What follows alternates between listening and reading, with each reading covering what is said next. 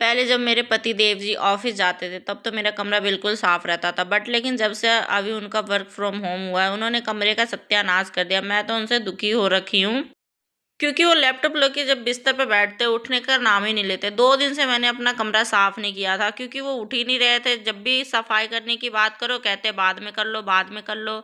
आज मैंने सोचा कि आज तो कुछ भी हो जाए, मुझे अपने कमरे की सफाई करनी है, क्योंकि उस कमरे में मुझे नींद भी नहीं आ रही थी सही से। मैं सोने की कोशिश कर रही थी, दिन में मैं सो भी नहीं पा रही थी।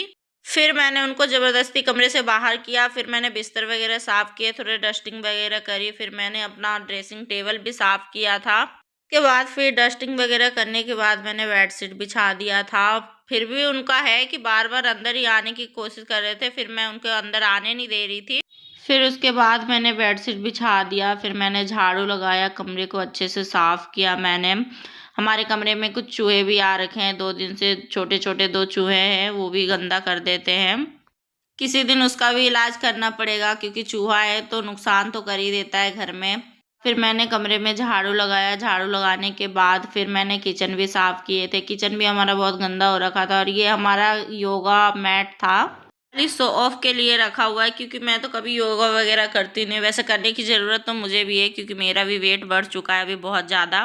सोच रही हूँ कि एक्सरसाइज करना शुरू कर दूँ। फिर उसके बाद मैंने झाड़ू वगैरह लगा लिया था। झाड़ू लगाने के बाद फिर मैंने अपने कमरे में पोछा लगाया। पोछा वगैरह लगाने के बाद फिर देखिए हमारा कमरा 1 मिनट थोड़ी देर पहले हमारा कमरा कैसा था, उसके थोड़ी देर बाद ही देखिए हमारे कमरे का पूरा रौनक ही बदल गया।